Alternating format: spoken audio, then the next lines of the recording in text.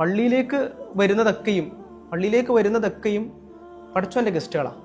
അവൻ എന്താണെങ്കിലും മാറണം എന്ന് ആഗ്രഹിച്ചിട്ടായിരിക്കും വരുന്നത്. തിരിച്ചു പിടിക്കാൻ വേണ്ടിയിട്ടുള്ളൊരു വരുത്തായിരിക്കും.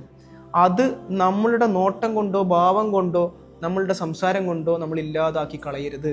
ഓന് ഇപ്രാവശ്യം ഒരു റമദാൻ വന്നപ്പോൾ ഒന്ന് പള്ളിയിൽ വന്നിക്കണ് പറയരുത് കേട്ടോ, പറയരുത്. പടച്ചോൻ വിളിച്ചിട്ട് അവർ വരുന്നത്.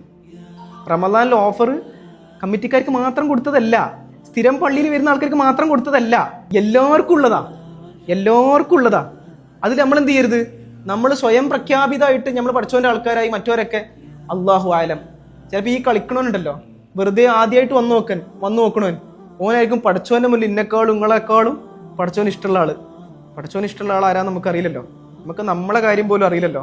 അപ്പൊ മറ്റുള്ളവരെ കാര്യത്തിൽ നമ്മൾ എന്ത് ചെയ്യരുത്, ഒരിക്കലും ജഡ്ജ് ചെയ്യാൻ പോവാതിരിക്കുക.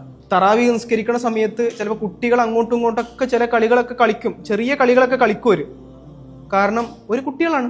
ആ സമയത്ത് നിങ്ങൾക്ക് ഒരാൾ എന്ത് ചെയ്യുക, അത് ശ്രദ്ധിക്കാൻ നിൽക്കുക, നല്ല രൂപത്തിൽ സംസാരിച്ചിട്ട് അവരോട് നിസ്കരിക്കാൻ നിൽക്കാൻ വേണ്ടി പറയാം. എന്ത് ചെയ്താലും ഒരു കാര്യം ഞാൻ പറഞ്ഞുതരാം. കാരണം ഓരോ മാതാപിതാക്കളും കാര്യങ്ങളും ഓരോ പള്ളിയിലേക്ക് വിടുന്നത് എന്താണെന്നറിയോ, ഒരു വിശ്വാസത്തിലാണ്, ഒരു പള്ളിയിലുണ്ടെന്നുള്ള വിശ്വാസത്തിൽ. ചിലപ്പോൾ അപ്പുറത്ത് നിസ്കരിക്കുന്നുണ്ടാവും. അപ്പൊ ഉമ്മ ഇവിടെ മോനെ വിട്ടിട്ടുള്ള എന്താണ്, ഓൻ പള്ളിയിലുണ്ടെന്നല്ലോ എന്നുള്ള റാഹത്തിലായിരിക്കും ഉമ്മ നിസ്കരിക്കാൻ നിൽക്കുന്നത്. നമുക്ക് ഓരോ കളി പറ്റില്ല എന്നുണ്ടെങ്കിൽ നമ്മൾ എന്ത് ചെയ്യും, ഇറങ്ങിക്കോ, നിസ്കരിക്കാൻ നിൽക്കില്ല, ഇറങ്ങിക്കോ എന്ന് പറഞ്ഞിട്ട് വിടൂലേ. നിങ്ങൾ ശ്രദ്ധിച്ചോ.